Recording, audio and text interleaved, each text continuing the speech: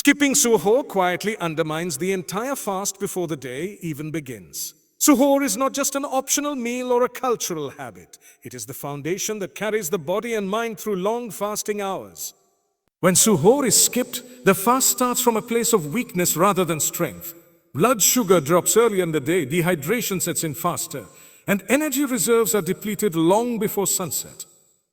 This physical strain does not remain isolated in the body. It spills into mood, focus, patience, and spiritual presence. Hunger becomes louder, fatigue becomes heavier, and irritability becomes easier to justify. Instead of fasting with intention and calm, the day turns into a countdown to iftar, where survival replaces purpose. Skipping suhoor also subtly shifts the psychology of Ramadan. The fast becomes something to endure rather than something to honor. Without nourishment before Fajr, worship begins to feel like a burden stacked on top of exhaustion. Concentration in prayer weakens, Quran recitation feels rushed or postponed, and reflection becomes shallow because the mind is preoccupied with physical discomfort. Over time, this creates a pattern where spiritual acts are delayed, shortened, or skipped entirely, all blamed on low energy. The problem, however, did not begin during the day. It began with the decision to neglect preparation the night before. Suhoor is an act of self-respect and foresight. Skipping it trains the nafs to seek shortcuts, even in a month designed to teach discipline. There is also a long-term rhythm disruption that comes from skipping suhoor. Sleep becomes fragmented, nights stretch later, and mornings feel heavier at morning run. People who skip suhoor often justify it by saying they prefer sleep, but the result is usually poorer sleep overall. Waking up dehydrated and unfed increases stress hormones, which makes resting later in the day more difficult. This cycle repeats until Ramadan feels chaotic instead of grounding. The body thrives on rhythm, and Ramadan is meant to refine that rhythm, not break it. Suhoor anchors the day. Without it, the fast floats unmoored, making consistency in worship and behavior much harder to maintain. Eating junk food at suhoor creates a different but equally destructive problem. On the surface, it looks like suhoor is being observed, but the quality of what is eaten determines whether it serves the fast or sabotages it. Foods high in sugar, refined carbs, and unhealthy fats give a short burst of fullness followed by a rapid crash. Energy spikes briefly and then collapses, often earlier than if suhoor had been skipped altogether. Hunger returns mid-morning, thirst intensifies, and mental fog sets in. The body is forced into damage control mode, struggling to regulate blood sugar and hydration while fasting. What was meant to be fuel becomes friction.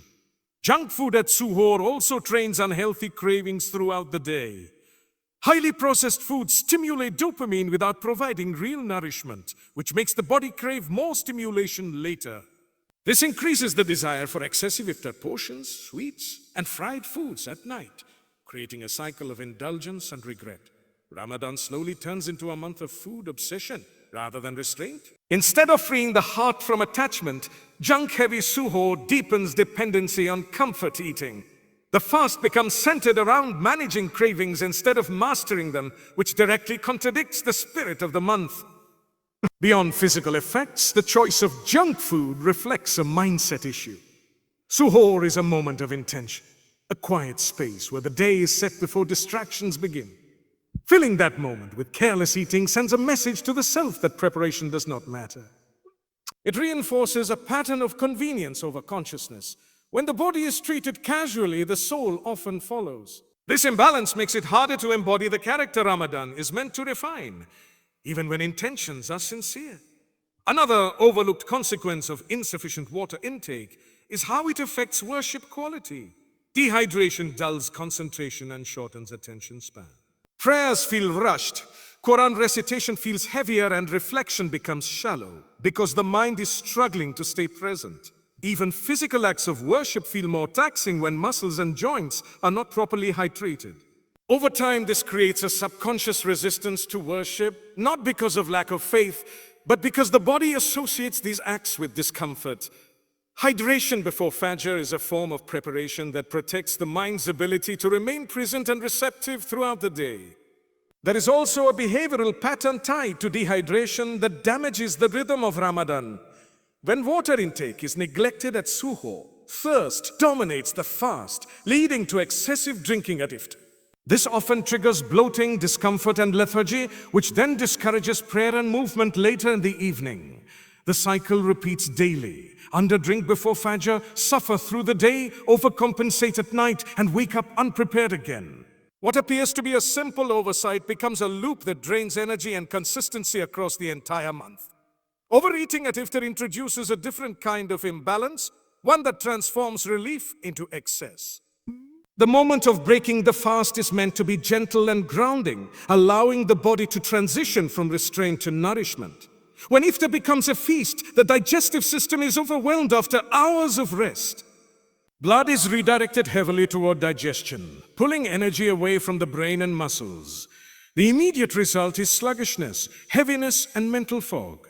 Instead of feeling revived, the body feels burdened. This physical state directly interferes with evening worship, social presence, and emotional clarity. Overeating also distorts the psychology of fasting. When iftar is excessive, the fast becomes framed as deprivation that must be compensated for, rather than discipline that should be honored. The mind begins to fixate on reward instead of balance. This trains the nafs to endure restraint only for the sake of indulgence later, which weakens the deeper lesson of moderation. Ramadan slowly shifts from a month of refining desire to a month of scheduling it.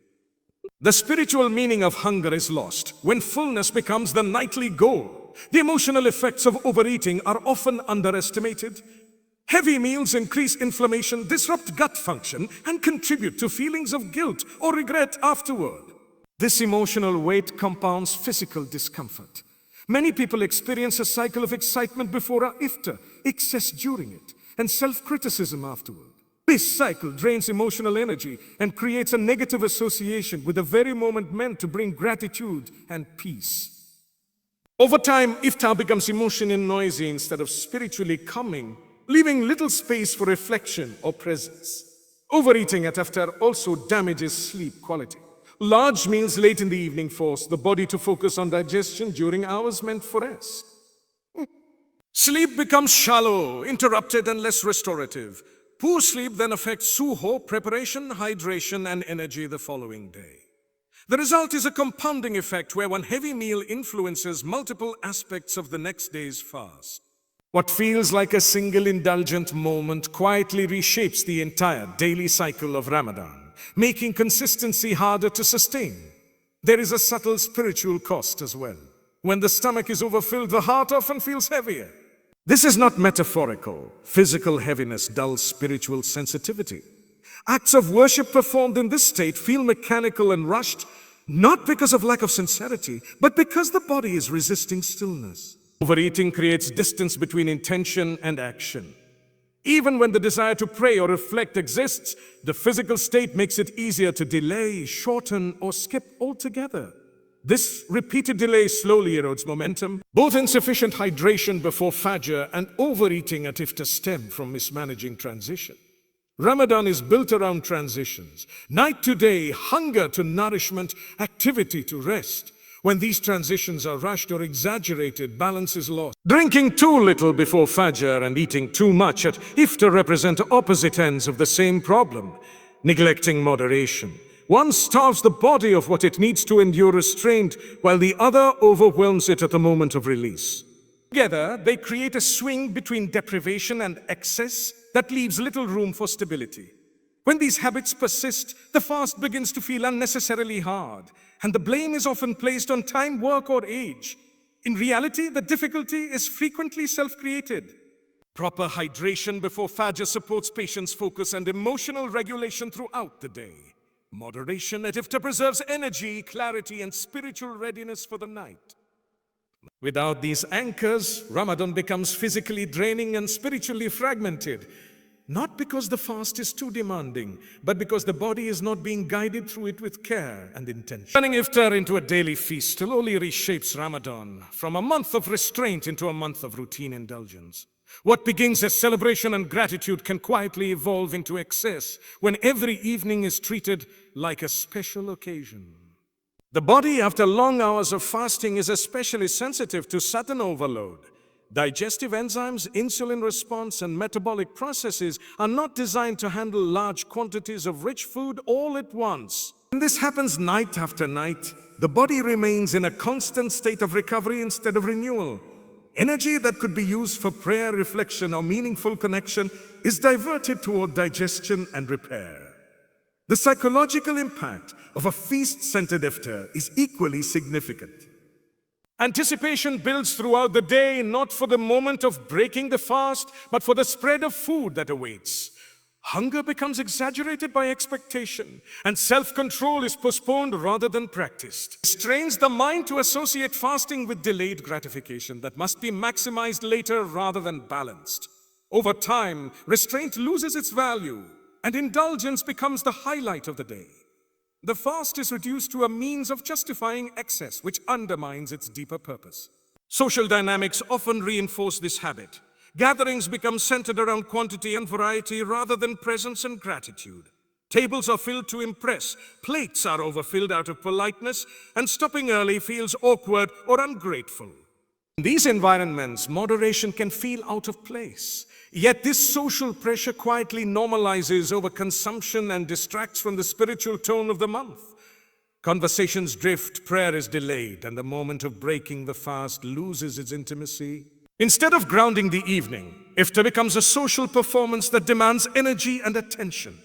Feast-style iftars also distort the body's hunger cues.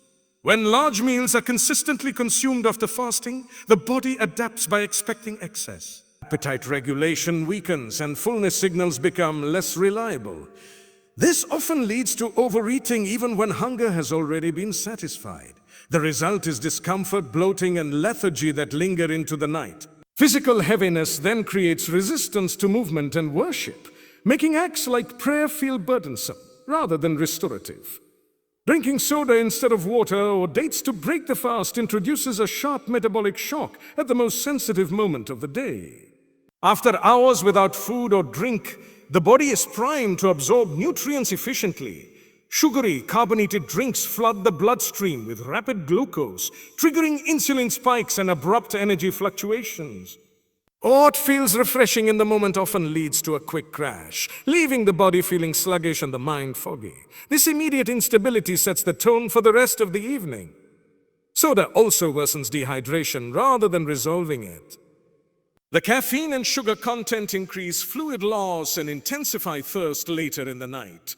Instead of rehydrating gently, the body is pushed into a cycle of craving more liquid without achieving true hydration. This can lead to excessive drinking later, discomfort during prayer, and disrupted sleep. The simple act of choosing soda over water quietly undermines physical balance at a time when the body needs calm restoration. Breaking the fast without dates removes an important moment of gentleness and intention. Dates provide a natural source of glucose that stabilizes blood sugar without overwhelming it. They also slow the transition from fasting to eating, creating a pause that allows the body and mind to align. Skipping this pause in favor of instant stimulation reinforces impulsive eating. Fast is broken abruptly rather than respectfully, and the moment of gratitude becomes rushed or forgotten. There is also a symbolic loss when iftar is dominated by excess and poor choices. The way the fast is broken reflects how it has been held throughout the day. A chaotic, indulgent iftar often mirrors a fast that was endured rather than embraced. When soda replaces water and dates, convenience replaces consciousness. Over time, this erodes mindfulness, making it harder to stay present in worship and reflection. Both habits, turning a star into a feast and breaking the fast with soda, feed into a larger pattern of imbalance. One overloads the body with quantity, the other shocks it with quality. Together, they create a fast that ends in exhaustion rather than renewal. Even when the stomach is full, satisfaction remains elusive because the body has not been nourished in a way that supports stability. The evening becomes a period of recovery instead of growth. As these patterns repeat, the nights of Ramadan lose their clarity. Prayer feels heavier, focus fades more quickly, and the motivation to engage deeply with worship weakens. What was meant to be a sacred transition from restraint to gratitude becomes a rush from hunger to discomfort. The fast technically remains intact, but its impact is diluted. Instead of leaving the heart lighter and the body supported, these habits weigh both down, night after night, quietly reshaping the entire experience of the month.